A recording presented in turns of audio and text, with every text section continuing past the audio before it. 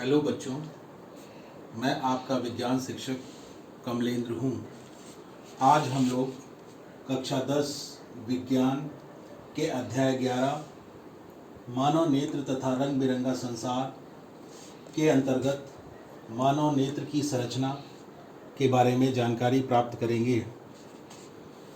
मानव नेत्र एक छोटी गेंद के आकार का होता है जिसे हम नेत्र गोलक या आई बॉल कहते हैं। इसका व्यास 2.3 सेंटीमीटर होता है, लगभग 2.3 सेंटीमीटर होता है।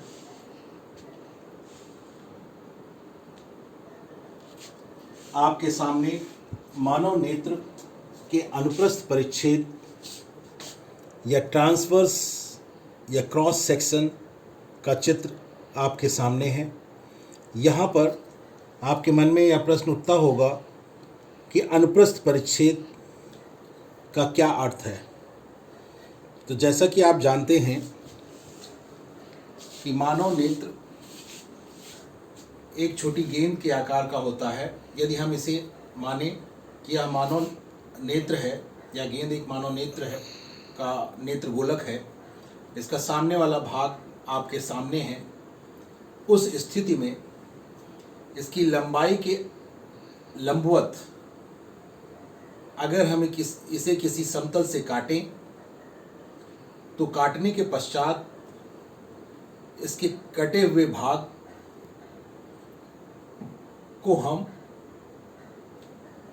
नेत्र गोलक के अनुप्रस्थ काट का परिच्छेद कहते हैं और वह देखने में ठीक इस प्रकार का होगा। आप इस नेत्र गोलक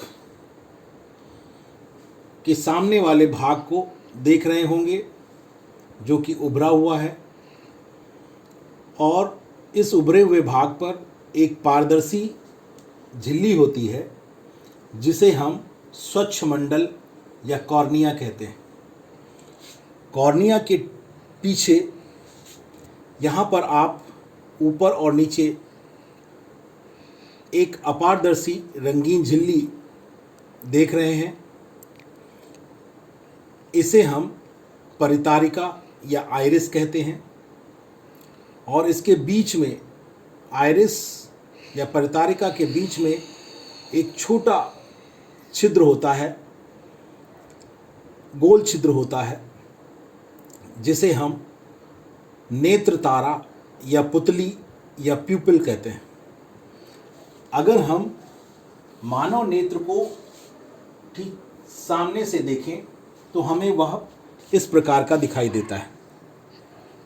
नेत्र में आप देखते हैं कि ठीक बीच में एक वलय या छल्ले जैसी आकृति होती है जिसका रंग काला, भूरा या नीला होता है या किसी अन्य रंग का भी हो सकता है।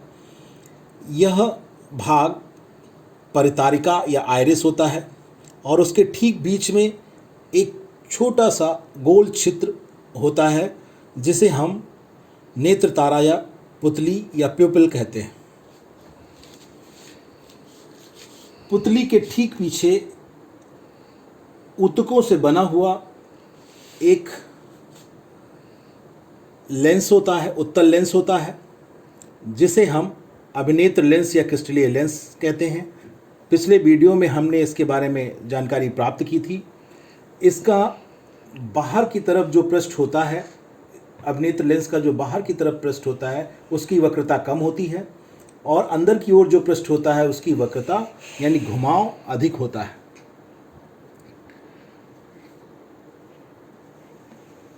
इसके पश्चात अभिनेत्र लेंस के पीछे एक प्रकाश सुग्राही कोशिकाओं से बनी हुई झिल्ली या फिल्म होती है जिसे हम दृष्टिपटल या रेटिना कहते हैं। इसी रेटिना पर वस्तु का प्रतिबिंब प्राप्त होता है।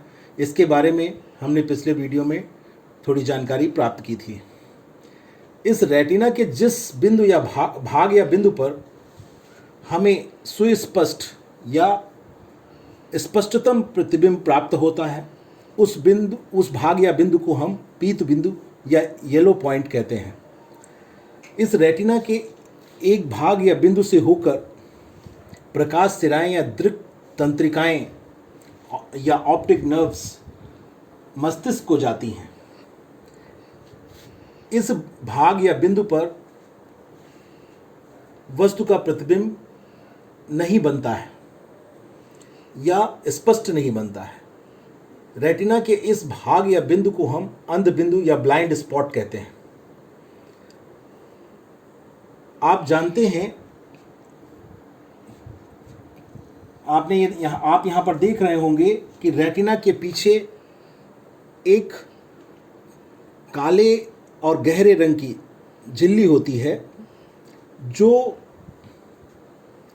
जिसे हम रक्तक पटल या कोरॉइड कहते हैं।